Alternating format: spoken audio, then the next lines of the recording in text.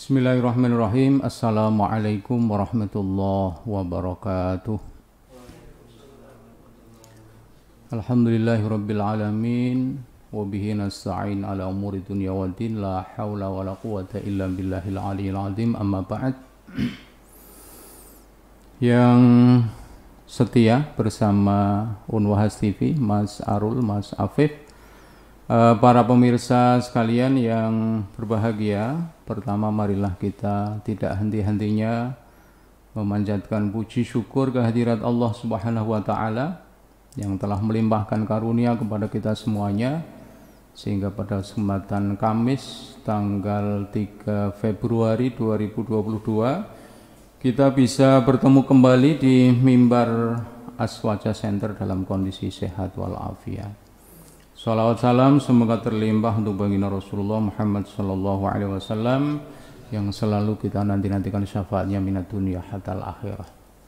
Jamaah pemirsa Unwahas TV yang dirahmati Allah, sebelum kita mulai senantiasa marilah kita membaca Fatihah satu kali dengan harapan moga-moga kita semuanya, keluarga kita, saudara-saudara kita, mahasiswa kita, ya, semuanya diberikan kesehatan, keselamatan oleh Allah sehingga kita bisa melaksanakan tugas kita masing-masing dengan baik.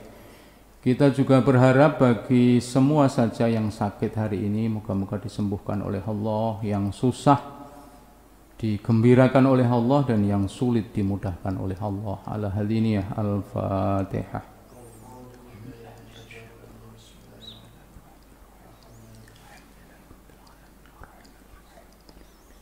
Iya,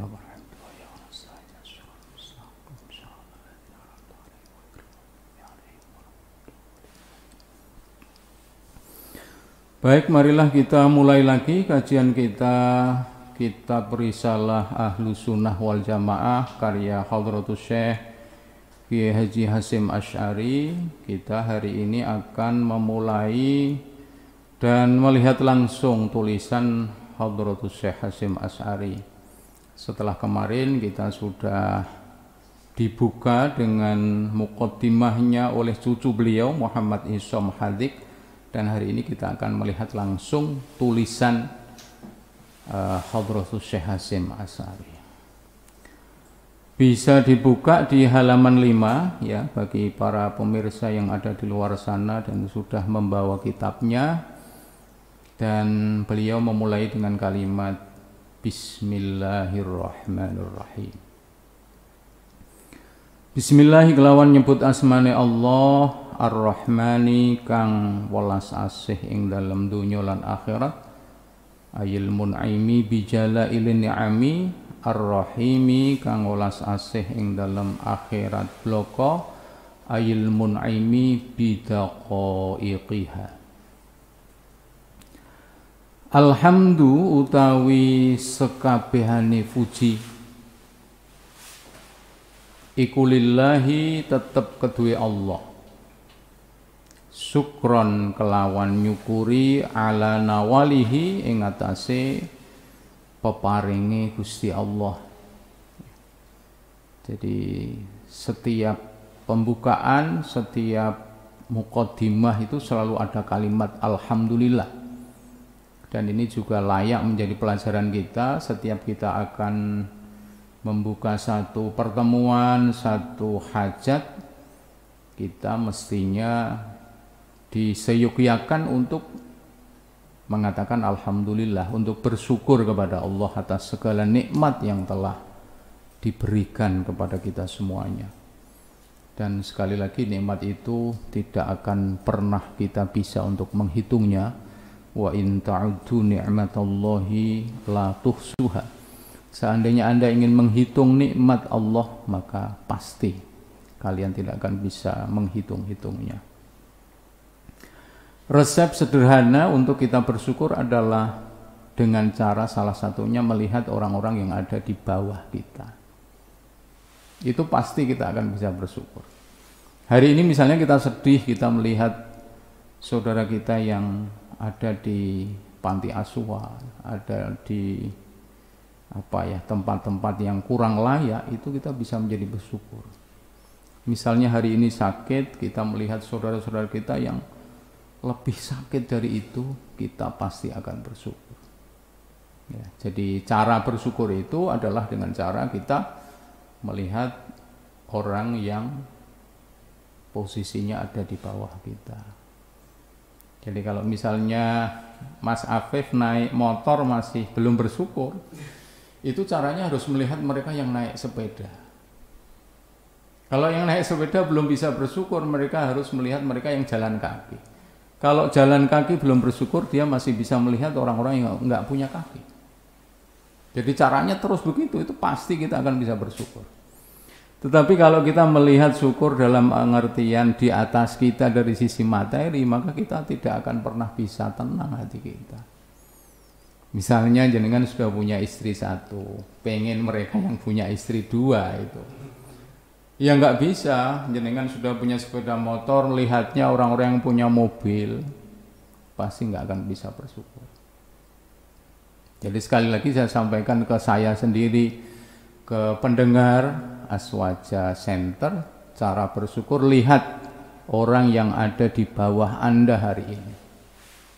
Ya, insya Allah jenengan akan punya mental yang luar biasa dan akan tenang hatinya ya.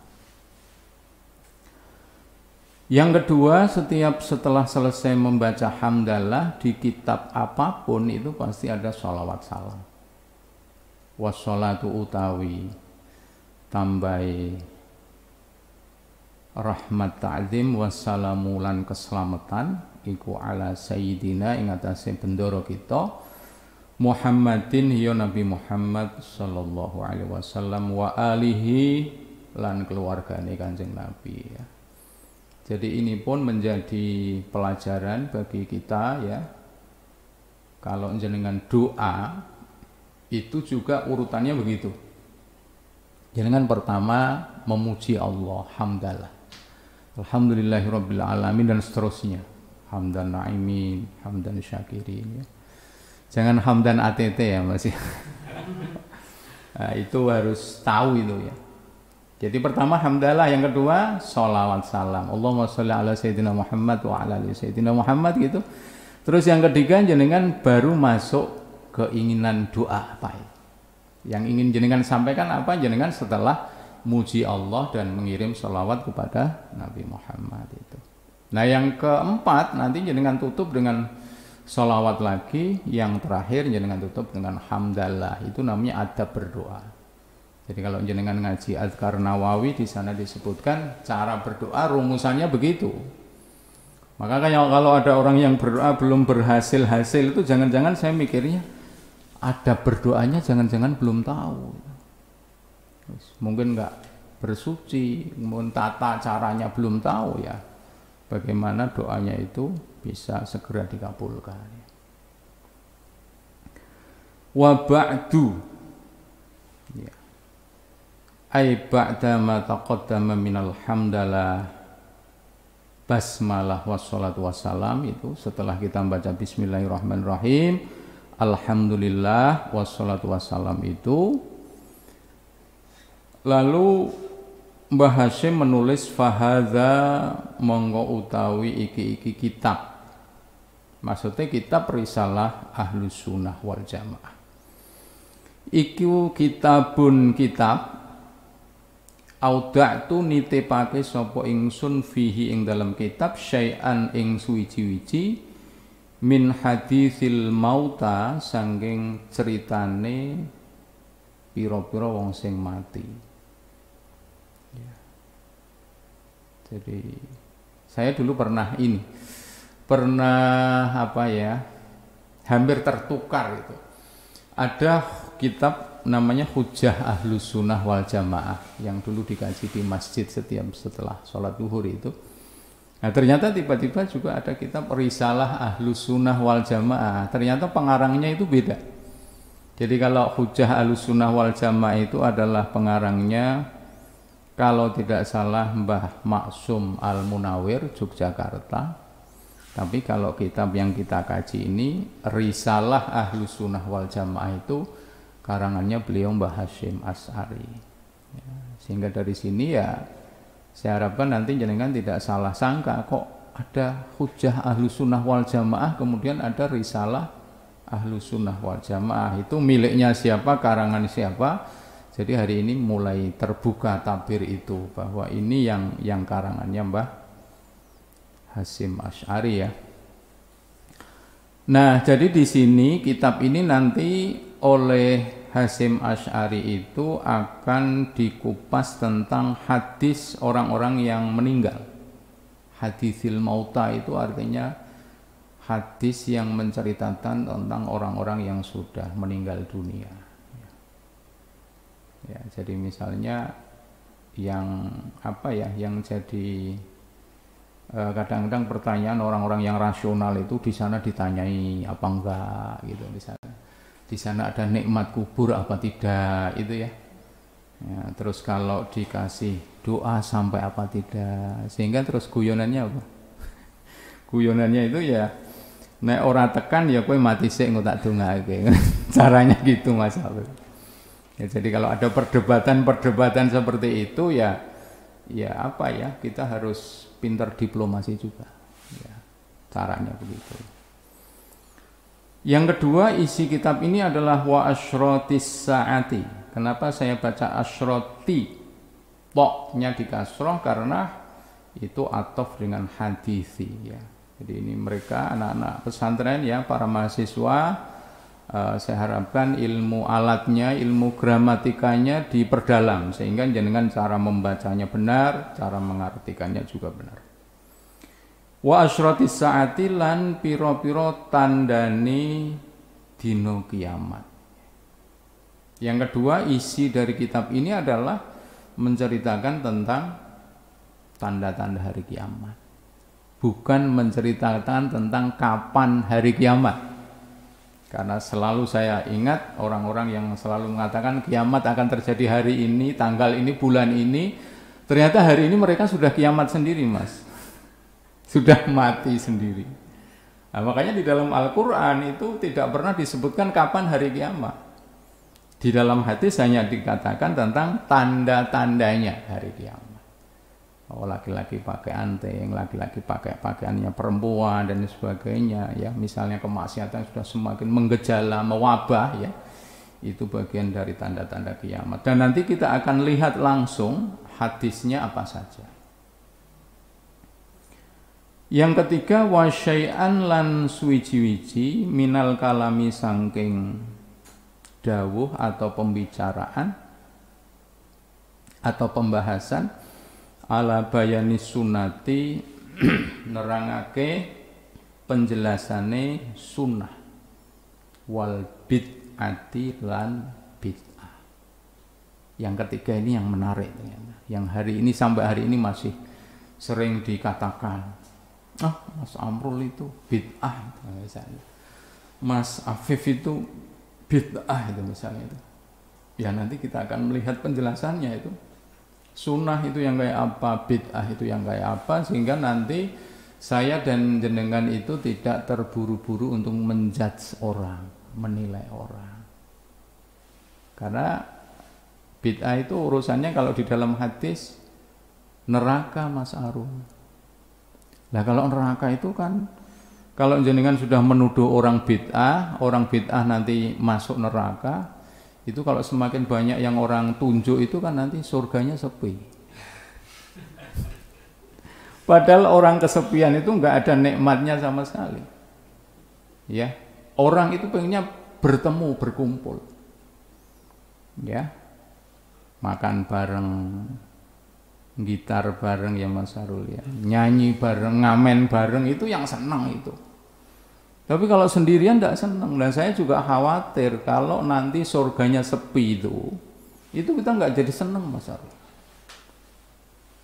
Sindiran nih, saya sebenarnya mengatakan itu sindiran.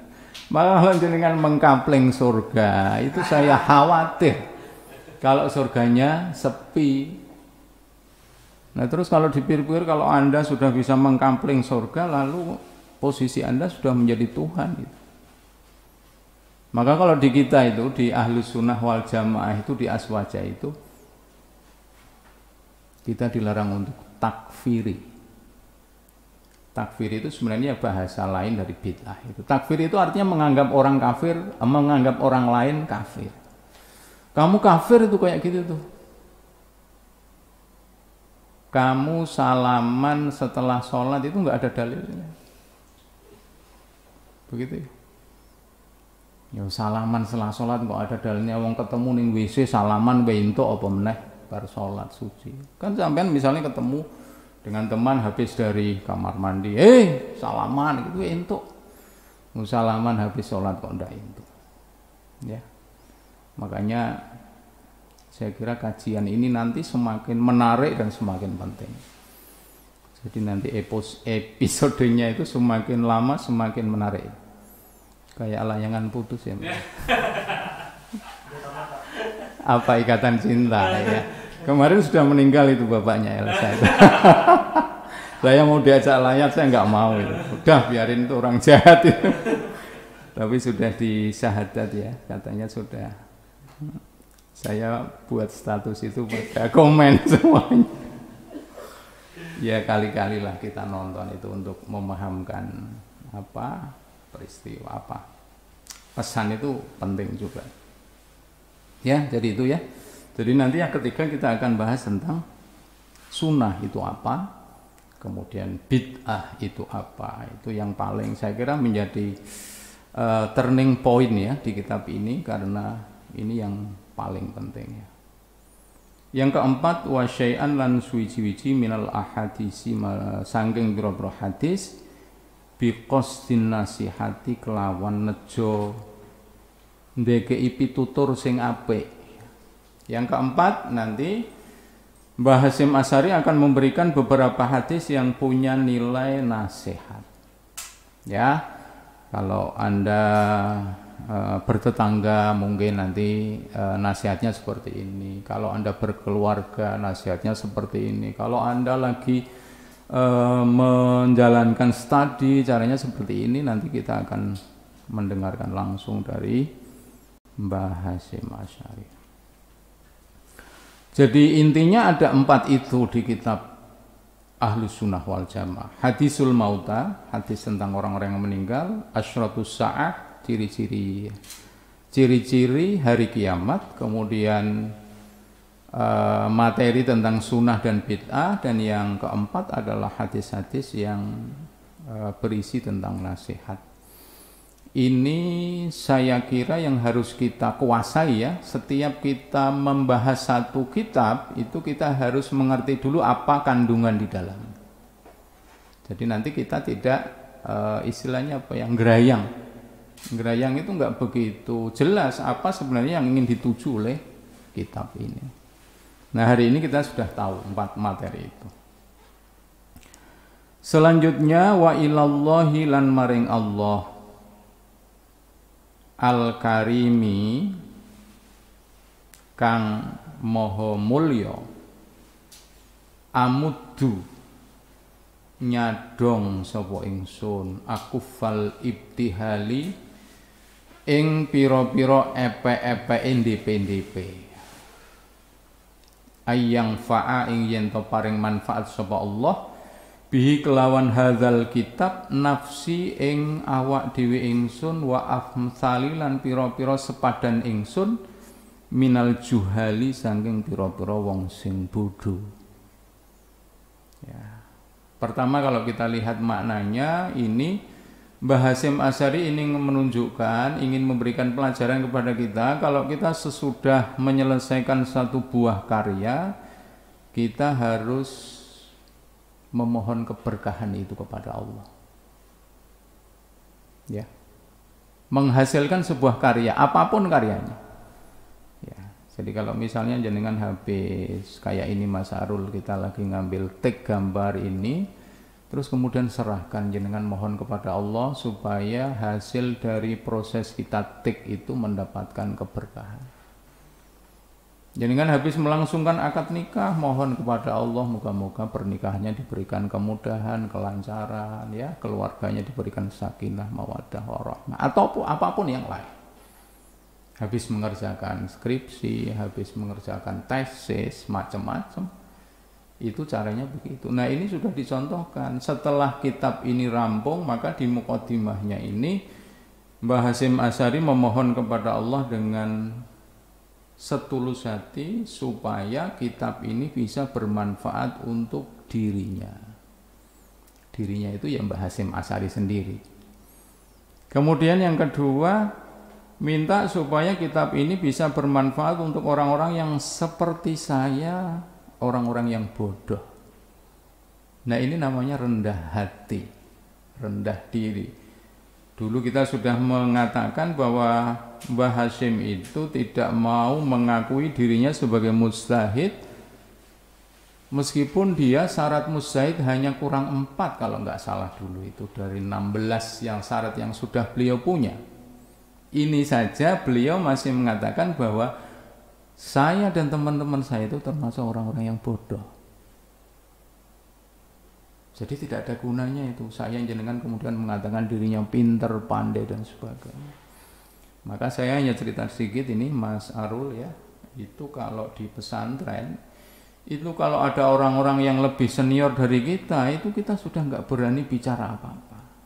Itu menunjukkan rasa tawadhu kita, rasa rendah diri kita, rasa rendah hati kita kepada guru-guru kita, kepada senior kita, kepada kiai-kiai kita. Nah ini harusnya kita mulai menanamkan itu kepada diri kita, kepada para mahasiswa. Jangan Anda merasa lebih pintar dari dosennya, meskipun jenengan kenyataannya bisa jadi lebih pintar dari mahasiswanya. Dan dosen yang seperti itu akan lebih bisa menghargai Anda daripada para mahasiswa yang merasa atau yang merasa dirinya pintar di hadapan dosennya. Ini yang sudah ditekankan oleh Mbah Hasyim ya. Jadi kalau saya kemudian analogkan itu, kalau orang mau merasa rendah, orang mau merasa di bawah, itu justru akan dinaikkan oleh Allah. Sehingga saya bisa bertanya kepada Mas Afif itu, harga tanah itu semakin lama semakin murah atau semakin mahal Mas Afif? Semakin mahal. Nah itu sama artinya. Ketika orang mau merasa dirinya di bawah, itu maka dia akan ditinggikan oleh Allah. Ya, jadi kalau saya ingat kisahnya Rasulullah ketika di Taif itu, hanya dapat satu orang ketika berdakwah itu kan dilempari batu 1 kali. Besok lagi Rasulullah lewat dilempari batu lagi. Besok lagi yang ketiga dilempari lagi sampai berdarah itu. Kemudian Rasulullah melihat itu yang keempat orangnya enggak ada itu. Kemana orang ini? Gitu. Lalu ditanyakan kepada sekelilingnya, ternyata orang itu lagi sakit. Ditemuilah orang itu, kemudian didoakan, diberikan kegembiraan, makanan bisa jadi. Lalu ternyata orang itu masuk Islam. Jadi ternyata kita berdakwah itu caranya macam-macam, dan rendah diri atau rendah hati atau tawadhu itu saya kira menjadi kata kunci keberhasilan seseorang melakukan dakwah, meskipun ada syarat lain, misalnya memberikan contoh ya. Tetapi rendah hati, rendah diri itu menjadi apa? Yang menjadi modal yang utama. Maka ini menjadi penting. Menjadi penting kita tanamkan pada diri kita, kepada para mahasiswa, kepada anak-anak kita, rendah hati dan rendah diri. Mbah Hasyim aja berani mengakui dirinya masih bodoh. Apalagi saya jenengan Quran bacanya sudah jarang-jarang, bacanya masih salah-salah gitu. Merasa dirinya pintar, saya kira tidak layak ya. Wa ayyaj'ala lan arep ndadekake sapa Allah amali ing amal ingsun kholison ingkang murni liwajhihi maring zati Allah al-karimi kang mulya. Permintaan yang kedua yang disampaikan oleh Mbah Hasyim adalah beliau meminta supaya pekerjaannya, maksudnya kitab ini Risalah Ahlussunnah wal Jamaah itu saya ngarangnya bukan karena yang lain tapi ikhlas karena Allah. Ini juga pelajaran yang luar biasa. Ikhlas itu sulitnya bukan.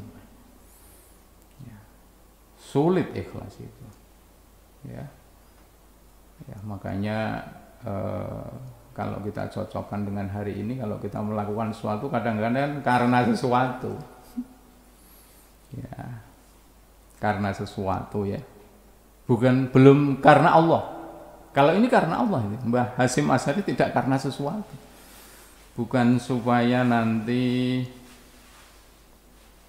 jabatan fungsionalnya meningkat, itu enggak seperti itu Mbah Hasyim Asy'ari itu. Ya udah ngarang ya ngarang itu. Yang pertama tadi minta supaya bisa bermanfaat, yang kedua supaya ikhlas. Karena kalau ikhlas itu hatinya menjadi enak. Jadi ukuran ikhlas itu bukan karena materi. Ya. Ya, misalnya saya kesini ya, saya kesini kemudian Mas Arul di sini. Kalau kita dasar hati kita itu ikhlas itu kita enak itu. Terlambat ya enak. Gitu. Karena kita ikhlas karena Allah, bukan karena sesuatu. Wah, aku terlambat terus surat digunakan yang ngene Unwahas TV misalnya gitu. Enggak ada istilah seperti itu. Ya karena tadi memang ada barengan itu, ada tugas lain sehingga saya agak terlambat. Biasanya saya tepat waktu ya Mas Arul. 4 kali on time, bahkan sebelum saya sudah datang ke sini. Mas Arul juga ikhlas, ngambil juga ikhlas, bukan karena yang lain. Mas Afe mendampingi yang ikhlas. Bahkan kalau kemudian kita bersama-sama di sini itu kan kita saling bisa memberi dan menerima. Ya, bisa memberi jangan bisa menerima, dan saya yakin ada yang masuk lah di hati kita, di otak kita perihal ini. Jadi nanti kalau ada urusan yang lain yang jenengan lakukan di luar atau dimanapun, pertama dasari dengan ikhlas. Niku yang paling sulit ya. Innahu sak temene Allah iku jawadun zat kang luman. Luman itu kalau bahasa sekarang pun dermawan. Kalau istilah Pak Yai saya dulu, Pak Yai Dikron itu luman itu nyah-nyoh. Tahu Mas Afif ya nyah-nyoh? Ada orang datang dikasih nyah. Ada orang datang lagi nyoh, sehingga nyah-nyoh. Dan orang yang luman itu rizkinya akan mengalir itu. Tapi kalau orangnya itu pelit itu rizkinya akan dirusak oleh Allah. Saya jadi ingat doanya Nabi, doanya para malaikat itu ketika dia kok mau mengambil isi dompetnya tangan kemudian diberikan orang lain, itu doanya Allahumma a'ti munfiqa khalafan. Malaikat langsung doa seperti itu. Ya Allah, artinya itu, ya Allah berikanlah orang yang tangannya sudah mengambil kebaikan itu ganti. Ini kan bisa membayangkan sing ndongake malaikat. Maka kalau jenengan infak itu tidak mungkin itu enggak diganti sama Allah. Pasti diganti. Tapi kalau orangnya begini tangannya, jadi kalau sudah gajian itu sudah masuk enggak bisa keluar itu. Itu ternyata malaikat juga punya doa Mas Hafid. Allahumma a'ti mumsika talafa. Makna gampangnya, ya Allah moga-moga hartanya orang ini dihancurkan atau dirusakkan. Jenengan kemarin melihat ya pasar juar itu ya, berapa lama itu? Ya. Artinya saya tidak ingin mengatakan bahwa mereka tidak. Artinya kalau harta itu rusak bisa cepat sekali, bisa 5 menit, bisa 10 menit itu. Ya. Makanya jenengan lakukan kebaikan itu pasti Allah akan memberikan balasan. Raufun tur welas, rahimun tur asih. Wa hadza utawi iki iku awanus syuru'i pira-pira mangsane tumandang fil maksudi ing dalam perkara kang dituju. Jadi kemudian Mbah Hasyim mengatakan ini saatnya kita untuk bertindak. Bertindak itu artinya yang menyelesaikan kitab ini, kemudian kalau hari ini ya kita sosialisasikan kitab ini maknanya apa. Bi'aunil maliki kelawan pertolongane zat kang ngratoni al-ma'budi kang disembah, dan selalu beliau mengkaitkan karyanya itu atau pekerjaannya itu dengan pertolongan Allah Subhanahu wa taala. Saya kira itu jamaah sekalian, Unwahas TV, Mimbar Aswaja, Moga-moga pertemuan kita yang sedikit ini membawa manfaat ya, membawa ilmu bagi kita, sehingga semakin hari semakin banyak ilmu, lalu kita semakin banyak amal, sehingga kita semakin baik ya. Saya akhiri, mohon maaf. Assalamualaikum warahmatullahi wabarakatuh. Waalaikumsalam warahmatullahi wabarakatuh.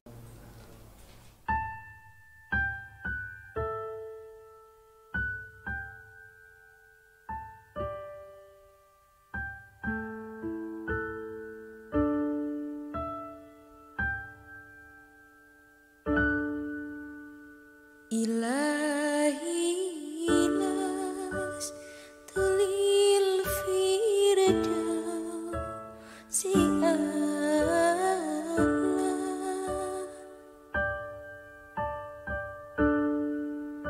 wala aqwa ala nari jahimi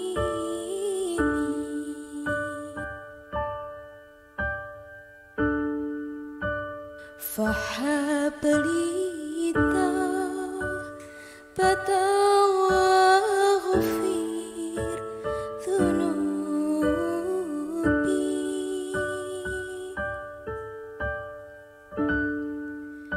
fa'innaka ghafiru dhanbi adimi.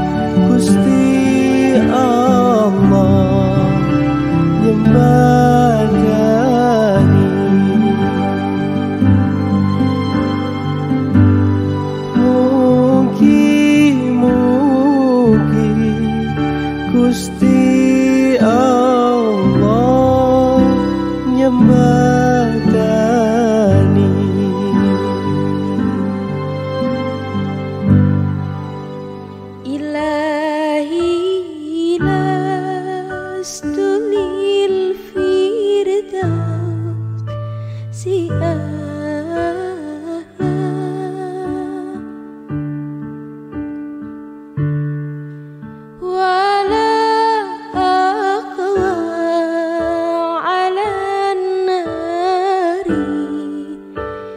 رحيمي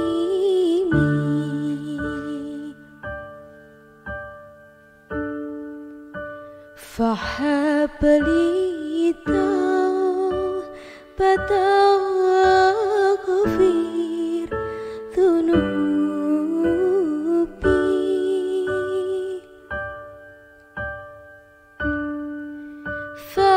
فإنك غافر ذنبي الأثيم